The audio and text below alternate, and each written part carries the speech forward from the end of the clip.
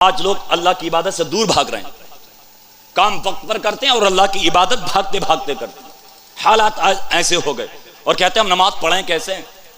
اگر گرمی کا موسم ہو نا، گرمی کا انسان نے کپڑے اتار دیے، بولے حضرت کپڑے اتارنے کے بعد گرمی میں پہننے کو دل ہی نہیں کرتا، گرمی اتنی لگتی ہے کیسے نماز پڑھیں؟ سردی میں گرم کپڑے پہنے لحاف میں لیٹا ہو تو کہے گا حضرت کپڑے پہن کے اب اتارنے دل نہیں کرتا، وضو کیسے کروں؟ بستر سے نکلنے دل نہیں کرتا، گرمی میں کپڑے اتار کر پہننے دل نہیں کرتا، سردی میں پہن کر اتارنے دل نہیں کرتا، پھر کون سا وقت ہوگا اللہ کو راضی کرنے کا؟ کون سا وقت ہوگا پروردگار کی عبادت کرنے کا؟ لعنت ایسی زندگی پر کہ 24 گھنٹے میں مشکل سے 1 گھنٹہ 5 ٹائم کی نماز میں خرچ ہوگا۔ مجھے بتائیے 24 گھنٹے میں اگر 1 گھنٹہ اللہ اس کے رسول کی رضا کے لیے نہ نکالا جائے تو لعنت ہے ایسی زندگی پر۔ میری بہن میری ماں شادیوں کے لیے کئی جوڑے موجود، میں لان تان سے نہیں کہتا، میری بہنیں اپنا بھائی سمجھ کر، میری ماں اپنا بیٹا سمجھ کر میری بات پر غور کریں۔ نماز کا وقت آئے تو کپڑے ٹھیک نہیں ہے، بچوں نے پیشاب کر دیا، گھر کے کام و کاج میں فرصت نہیں ملتی۔ آج کے نوجوان سے کہو نماز پڑھ لے، بولے حضرت کپڑے ٹھیک نہیں، دوست آ کر کہہ دے شادی میں چل رہے ہیں، بولے 5 منٹ رک جا ابھی نہا کے کپڑے پہن کے آتا ہوں۔ مجھے بتائیے بات سچی ہے نہیں ہے؟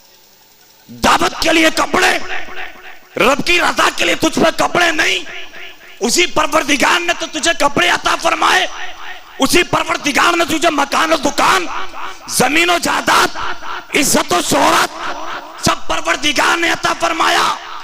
کان کھول کر سن لیں آپ، جس پروردگار نے سب کچھ عطا کیا ہے وہ پروردگار چاہے تو آنن فان سب کچھ برباد بھی کر سکتا۔ جتنی طاقت جوانی میں بازوؤں میں ہے، جو عمر آ گئی پروردگار چاہے تو کمزور بھی بنا سکتا۔ اور بات ہے ایسی، علماء بیٹھے، مولانا میرا صاحب قبلہ تشریف فرما، حدیث نبوی ہے، میرے آقا فرماتے ہیں جو انسان فجر کی نماز کو چھوڑ دیتا اللہ تعالیٰ اس کے چہرے سے نور ختم کر دیتا۔ جو انسان نماز ظہر کو چھوڑتا، نماز ظہر کو چھوڑنے والے انسان کی اللہ میں روزی سے برکت ختم کر دیتا۔ جو انسان نماز عصر کو نہیں پڑھتا اللہ تعالیٰ اس کے جسم سے طاقت کم کر دیتا، کمزور بنا دیتا۔ جو انسان نماز مغرب کو نہیں پڑھتا، نماز مغرب کو چھوڑ دیتا، میرے مصطفیٰ فرماتے ہیں اس کو اولاد سے کوئی فائدہ نہیں ہوگا۔ جو نماز عشاء کو چھوڑ دیتا آقا فرماتے اس کو نیند آرام سے نہیں آ سکتی، سکون نہیں ملے گا۔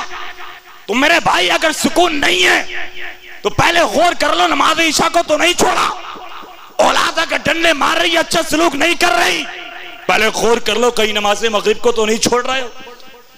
طاقت کمزور یعنی جسم کمزور، طاقت نہیں رہی، پہلے غور کر لو نماز عصر کو تو نہیں چھوڑ رہے ہو۔ روزی میں برکت نہیں ہو رہی، غور کرو نماز ظہر تو نہیں چھوڑ رہی۔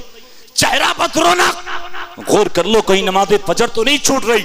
میں پوری ذمہ داری کے ساتھ کہہ سکتا ہوں آپ 5 ٹائم کی نماز پابندی سے پڑھ کر تو دیکھیے، اللہ عمر میں بھی برکتیں عطا فرمائے گا، جسم میں طاقت بھی عطا فرمائے گا، روزی میں برکتیں بھی عطا فرمائے گا، اولاد کو وفادار بھی بنائے گا، اور انشاءاللہ پروردگار تمہیں سکون بھی عطا فرمائے گا، کیونکہ دنیا میں کہیں سکون نہیں مل سکتا۔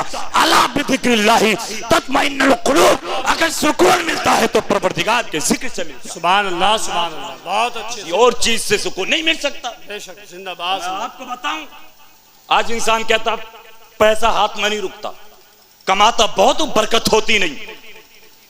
مکاشفۃ القلوب کے اندر حجت الاسلام امام غزالی رحمت اللہ تعالی علیہ بے نمازیوں کے تعلق سے چند باتیں لکھتے ہیں کہ ان کو اپنی زندگی میں مصیبتیں کتنی آتی ہیں، اور موت کے وقت اور قبر میں اور میدان محشر میں۔ میں آپ کو زندگی والی بتاؤں، زندگی میں امام غزالی فرماتے ہیں 5 مصیبتیں آتی ہیں بے نمازیوں۔ اب آپ غور کریں، 5۔ پہلی مصیبت تو یہ ہے مرد ہو یا عورت اللہ تعالیٰ اس کے چہرے سے نور ختم کر دیتا۔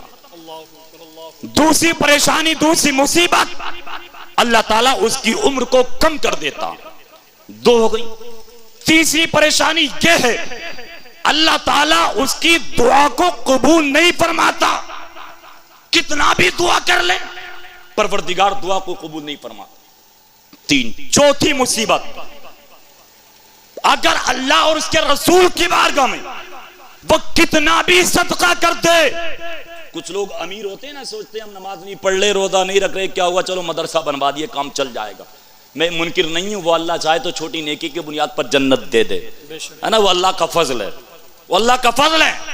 لیکن امام غزالی فرماتے ہیں اگر انسان اللہ اس کے رسول کی بارگاہ میں صدقہ کتنا بھی کر دے، پروردگار بے نمازی کے صدقے کو قبول نہیں فرماتا. مجھے بتائیے، عمر کم کر دی گئی، چہرہ بدرونق، دعا قبول نہیں، صدقہ قبول نہیں. ایک ذریعہ بچا تھا، چلو نیکوں کے پاس چلیں، نیک لوگوں سے دعا کرا لیں، اپنی تو ہو نہیں رہی، صدقہ بھی قبول نہیں ہو رہا، عمر بھی کم، چہرہ بدرونق، چلو نیکوں کے پاس چلیں، ان سے دعا کرا لیں. ہم جاتے ہی نہیں نیکوں کے پاس. ہاں، بہت لوگوں کی سوچ ہوتی ہے چلو اجمیر چلتے ہیں، اچھی بات ہے جانا چاہیے، مگر نماز ایک ٹائم کی نہیں پڑھتا نا تو اجمیر جانا بیکار ہے، کلیئر جانا بیکار ہے. سچی بات ہے، اگر تم نماز نہیں پڑھتے اجمیر جا کر نمازی بن کر آؤ تو تمہارا جانا کامیاب، تم دیندار بن کر آؤ تو تمہارا جانا کامیاب، ورنہ بیکار ہے. امام غزالی فرماتے ہیں ایسے لوگ جو نماز نہیں پڑھتے اللہ کے نیک بندوں کے پاس جائیں اور وہ ان کے لیے دعا کے لیے ہاتھوں کو اٹھا دیں تو پروردگار بے نمازیوں کے حق میں اپنے نیک بندوں کی دعاؤں کو بھی قبول نہیں فرماتے. مجھے بتائیے ذرا، دل پر ہاتھ رکھ کر بتانا، جب بے نمازیوں کے حق میں نیک بندوں کی دعائیں بھی قبول نہیں ہوں گی تو پریشانیاں نہیں آئیں گی تو اور کیا ہوگا؟ گھروں میں نحوست نہیں آئے گی تو اور کیا ہوگا؟ گھروں سے برکت نہیں جائے گی تو اور کیا ہوگا؟ کچھ لوگوں کی زبان سے آپ نے ایک جملہ سنا ہوگا، میں اپنی زندگی سے تنگ آ گیا. سنا ہوگا کبھی کبھی آپ نے، بہت سارے لوگ کہتے ہیں یار اس سے اچھا تو اللہ مجھے موت دے دے، مگر موت کے لیے ایسی تمنا کرنا جائز نہیں ہے. علماء فرماتے ہیں ناجائز ہے. یہ دعا ہمیشہ کی جائے، مولا جب بھی موت آئے ایمان کے ساتھ آئے، اچھی موت آئے، یہ ہمیشہ دعا کیجیے. ہم سب مل کر دعا کریں اللہ تعالی ہم سب کو ایمان کی موت، اچھی موت عطا فرمائے. آمین. لیکن وہ لوگ جو کہتے ہیں میں زندگی سے تنگ آ گیا، اللہ تعالیٰ قرآن میں ارشاد فرماتا وَمَنْ أَعْرَضَ عَنْ ذِكْرِي فَإِنَّ لَهُ مَعِيشَةً ضَنْكًا وَنَحْشُرُهُ يَوْمَ الْقِيَامَةِ أَعْمَى قَالَ رَبِّ لِمَ حَشَرْتَنِي أَعْمَى وَقَدْ كُنْتُ بَصِيرًا قَالَ كَذَلِكَ أَتَتْكَ آيَاتُنَا فَنَسِيتَهَا وَكَذَلِكَ الْيَوْمَ تُنْسَى. مفہوم آپ سماعت کر لیں. اللہ ارشاد فرماتا وہ لوگ جو میرے ذکر سے اعراض کریں گے، جنہوں نے میرے ذکر سے اعراض کیا. مفسرین اکرام فرماتے اس میں دو قول ہیں. پہلے تو وہ لوگ مراد ہیں جنہوں نے قرآن پڑھ کر بھلا دیا. بعض مفسرین فرماتے ہیں مطلقاً اس سے رب کی عبادت مراد ہے. اللہ فرماتا وہ لوگ جنہوں نے میرے ذکر سے اعراض کیا، میری عبادت کو نہیں کیا، پروردگار فرماتا میں ایسے لوگوں کی زندگی کو دنیا میں تنگ کر دوں گا. کیا فرمایا؟ دنیا میں تنگ کر دوں گا، تنگ. اتنا نہیں، اللہ فرماتا قیامت کے دن اندھا کر کے بھی اٹھاؤں گا. ایسے لوگوں کو اندھا کر کے بھی اٹھاؤں گا. کہیں گے مولا ہم تو دیکھتے تھے، آنکھیں عطا فرمائی تھی. پروردگار فرمائے گا دنیا میں تو نے مجھے بلا دیا، آج میں نے تجھ کو بلا دیا. مصطفیٰ فرماتے تو دینو کما تو دان، جو جان جیسا کرے گی ویسا بھرے گی. معافرہ نہ جیسی کرنی ویسی بھرنی. تو جیسے عمل کریں گے ویسے ہی ہمارے ساتھ سلوک کیا جائے گا. تیزی سے آپ سنیں، ہمیں آپ کے دنیا سے انتقال کرنا ہے. اللہ نے عبادت کے لیے پیدا کیا. ہم اور آپ اپنی اپنی قبروں میں جائیں گے.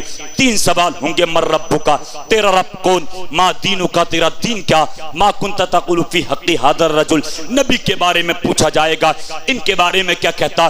یہ 3 سوال ہوں گے. اگر جواب دیا ہے تو کامیابی مل جائے گی، جواب نہیں دیا تو کامیابی نہیں ملے گی. اور ایک حدیث پاک میں یہ بھی آتا کہ بے شک قیامت کے دن سب سے پہلے جو حساب و کتاب شروع ہوگا وہ نماز سے شروع ہوگا. کہاں سے شروع ہوگا؟ نماز سے. اور نماز ہی اگر بالکل صفر زیرو ہے تو کہاں سے جواب دیں گے؟ اس لیے سوچئے تھوڑی دیر کے لیے، غور و فکر کیجئے میری ان باتوں پر. قبر میں جائیں گے 3 سوال ہوں گے. ایک وہ دن آئے گا ہمیں اور آپ کو اپنی اپنی قبروں سے اٹھ کر ایک میدان محشر میں جمع ہونا. وہاں صرف ہم اور آپ ہی نہیں ہوں گے، جتنے پیغمبر دنیا میں تشریف لائے ہیں ان کی ساری امتیں موجود ہوں گی. اولین و آخرین کا اجماع ہوگا, سب لوگ جمع ہوں گے, اور وہ ایک دن کتنا بڑا ہوگا. 29ویں پارے میں اللہ فرماتا کان مقدارہ 50,000 سنہ, جس ایک دن کی مقدار 50,000 برس کے برابر ہوگی. کتنی ہوگی؟ 50,000 برس کے برابر. اللہ فرماتا انہم یرونہ بعیدا, تم اس کو دور سمجھ رہے ہو, ونراہ قریبا, اللہ فرماتا ہم اس کو بہت قریب دیکھ رہے ہیں. بہت جلدی آنے والا وہ دن, یوم تکون السماء کالمہل, جس دن یہ آسمان کچی چاندی کی طرح پگھل جائے گا. وَتَكُونُ الْجِبَالُ كَالْعِهْنِ, یہ بلند پہاڑ ان کی طرح ہلکے پڑ جائیں گے. بلا يَسْأَلُ حَمِيمٌ حَمِيمًا يُبَصَّرُونَهُمْ, اللہ فرماتا ہے گہرا دوست بھی دوست کے بارے میں پوچھے گا نہیں, حالانکہ وہ اس کو دیکھتا ہوگا. ذرا غور کیجئے, جب بات تو آپ کے سمجھ میں آ رہی ہے نہیں؟ دوستیاں بہت گہری گہری ہوتی ہیں نہیں دنیا میں. ہاں ایسی ایسی دوستیاں ہو جاتی ہیں کہ اماں ابا کے کہنے کو نہیں مانے گا اتنا جتنا دوست کے کہنے کو مانے گا. بھلے سے اماں ابا کا کہنا نہ مانے مگر دوست کا کہنا نہ چھوٹے, چاہے شراب پینا پڑ جائے, زنا کرنا پڑ جائے, جوا کھیلنا پڑ جائے, لعنت ایسی دوستی پر. اللہ فرماتا گہرا دوست بھی دوست کے بارے میں پوچھے گا نہیں, حالانکہ وہ اس کو دیکھتا ہوگا, مدد نہیں کر سکتا. دوست کو چھوڑیے, اب ماں باپ کتنا ساتھ دیں گے نہیں دیں گے, لیکن اللہ قرآن میں کیا فرماتا, یود المجرم لو یفتدی من عذاب یومئذ ببنیہ وصاحبتہ واخیہ وفصیلتہ التی تؤویہ ومن فی الارض جمیعا ثم ینجیہ کلا انہا لظی نزاعۃ للشوی تدعو من ادبر وتولی.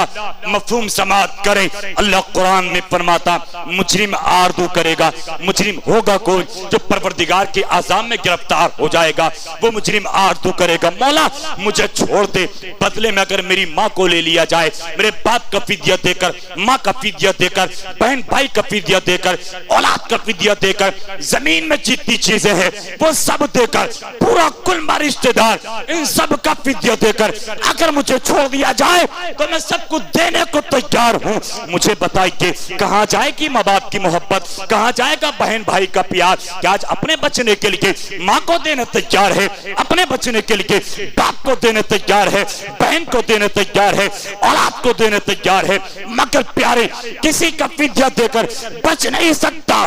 وہاں پر اگر کام آئیں گے تو اپنے اچھے عمل کام آئیں گے. ایک شاعر کہتا ہے یا مصطفیٰ ساتھ آئیں گے کہ تجھ کو کیا دیں گے, یہ شاید دوسرا پر چھوڑ دے تو غلام ان کا ہے, فقط ان کی عطا پہ چھوڑ دے, اور تو اپنی بخشش کے لیے سوچنے والا ہے کون, یہ مصطفیٰ کا کام ہے, مصطفیٰ پہ چھوڑ دے. نعرہ تکبیر, نعرہ رسالت, علماء اہل سنت, مسلک اعلی حضرت, نعرہ تکبیر, نعرہ رسالت. بہت اچھا. کیا ہے بدعت, کیا ہے سنت, فیصلہ تو خود نہ کر, یہ بریلی کے امام احمد رضا پہ چھوڑ دے, یہ بریلی کے امام احمد رضا پہ چھوڑ دے, تو یقینی طور پر ہمیں اور آپ کو دنیا سے جانا, قبر میں بھی ہم سے سوال ہوں گے, اور میدان محشر میں تو ذرے ذرے کا حساب ہونا.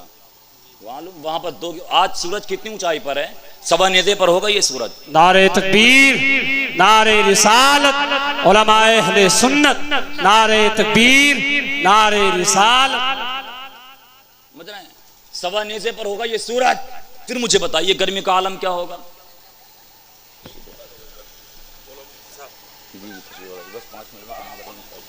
درود پاک پڑھیے, اللہم صلی علی سیدنا و مولانا محمد مبارک وسلم. صلو علیہ صلاۃ و سلام علیک یا رسول اللہ صلی اللہ تعالی علیہ وسلم. مجھے بتائیے گرمی کا عالم کیا ہوگا. آج مئی جون کی گرمی میں آپ بغیر اے سی بغیر پنکھے کے ذرا گھر کے اندر بیٹھ کر تو دکھائیے, کمرے میں دھوپ میں ریتیلی زمین پر بغیر چپل بغیر جوتے کے کھڑا ہو کر تو دکھائیے. چپل جوتا پہن بھی لیں گے تو دھوپ میں برداشت نہیں کر پائیں گے کھڑا ہونا گھنٹہ دو گھنٹہ. جب مئی جون کی گرمی کا عالم یہ ہے کہ جب سورج سوا نیزے پر ہوگا اس وقت گرمی کا عالم کیا ہوگا. علماء فرماتے سر ہانڈیوں کی طرح کھولتے ہوں گے, کوئی پسینے میں ٹخنوں تک, کوئی گھٹنے تک, کوئی کولے تک, جس کے جیسے عمل ہوں گے اسی اعتبار سے وہ اپنے پسینے میں ڈوبے ہوں گے. جس کے جیسے عمل جیسا دنیا سے کر کے جاؤ گے. اور یاد رکھیے, مت سوچئے دوستوں کے کہنے پر گناہ تو کر جاتے ہیں, مگر یہ مت سوچئے دوست دنیا کی حد تک رہ جائیں گے. قبر میں حشر میں صرف اپنے عمل کام آئیں گے. ایک آخری بات میں بتا کر آپ سے رخصت ہو جاؤں اور اس بات کو ہنسی میں لے کر کے جائیں. میں نے ایک رسالے میں وہ لطیفے کے طور پر ہے پڑھا اور بڑی اچھی نصیحت کی سمجھانے کے لیے. ایک نوجوان کے دروازے پر درویش آیا مانگنے کے لیے کہ اللہ کے نام پر کچھ صدقہ کر دے. دے دے. درویش نے کہا میں نہیں دوں گا, میں نہیں دوں گا. کہ بھائی اللہ کے نام پر مانگنے کے لیے آیا ہوں, یہ صدقہ کرے گا تیرا ساتھ دے گا قبر میں بھی حشر میں بھی. نوجوان کے جملے تھے میں نہیں دوں گا, میرا ساتھ میری ماں دیتی ہے, میرا ساتھ میرے باپ دیتے ہیں, میرا ساتھ میرے بھائی بہن دیتے ہیں, میں نہیں دوں گا صدقہ. اس درویش نے کہا نہیں دوں گا. اچھا ایک کام کر سکتے ہو؟ کہا کیا؟ کہ میں 2-4 دن کے بعد پھر آؤں گا, تمہارے پاس آنے سے پہلے خبر پہنچوا دوں گا, مگر تم چارپائی پر لیٹ جانا اور حالت ایسی بنا لینا جیسے تمہارا انتقال ہو گئے. نوجوان نے کہا یہ کیوں؟ کہ میں تمہیں کچھ سمجھانا چاہتا ہوں. جو بھی تم نے جملے کہے میرا ساتھ میرے ماں باپ دیتے ہیں, بھائی بہن دیتے, میں انہی باتوں کو تم کو سمجھانا چاہتا ہوں. نوجوان نے کہا ٹھیک ہے میں کر لوں گا. درویش گیا. 2-4 دن کے بعد اس نے خبر پہنچوائی اسی دروازے پر میں آنے والا ہوں.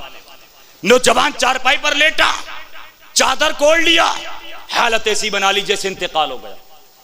اماں نے رونا شروع کر دیا, باپ نے رونا شروع کر دیا, بہن بھائی سب آہو پکا کرنے لگے, چیخو پکار شروع. ایک درویش نے آ کر دروازے پر دستک دی, اللہ کے نام پر کچھ صدقہ کر دے.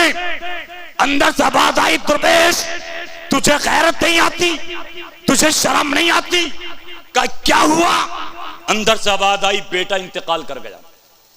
جوان بیٹے کی لاش گھر میں تم مانگنے چلا آیا. درویش نے کہا بیٹا مر گیا؟ کہا. درویش نے کہا تم چاہو تو بیٹے کو زندہ کر دوں گا. کیا کہا؟ چاہو تو بیٹے کو زندہ کر دوں گا. ماں باپ نے کہا بیٹے کو زندہ کر دیا, اپنی حسب ایسی جتنی دولت ہے سب تم کو دے دیں گے, جو کچھ ہے سب تمہیں دے دیں گے, مگر بیٹے کو زندہ کر دو. ہوتی ہے ماں باپ کو اتنی محبت. اس نے پانی لیا پیالے میں, لبوں کو ہلایا, پانی پر دم کیا. اس نے کوئی انتقال تھوڑی کیا تھا, لڑکے نے ماں کے ہاتھ میں دیا پیالہ. کا تم ماں ہو؟ کہاں. ماں چاہتی کہ بچے کے چھینٹے مار دیں. اس نے کہا خبردار چھینٹے نہ مارنا. پھر کیا کرنا ہے؟ اس نے کہا پانی کو تم پی لو, تم مر جاؤ گی, یہ زندہ ہو جائے گا. باپ زندگی چاہتا ہے, پانی کو وہ پی لے, باپ مر جائے گا, یہ زندہ ہو جائے گا. بہن بھائی زندگی چاہتے ہیں, وہ پانی کو پی لے, جو پیے گا وہ مرے گا, یہ زندہ ہو جائے گا. اماں نے انکار کر دیا پانی کو پینے سے, باپ نے انکار کر دیا پانی کو پینے سے, بہن بھائی نے انکار کر دیا پانی کو پینے سے.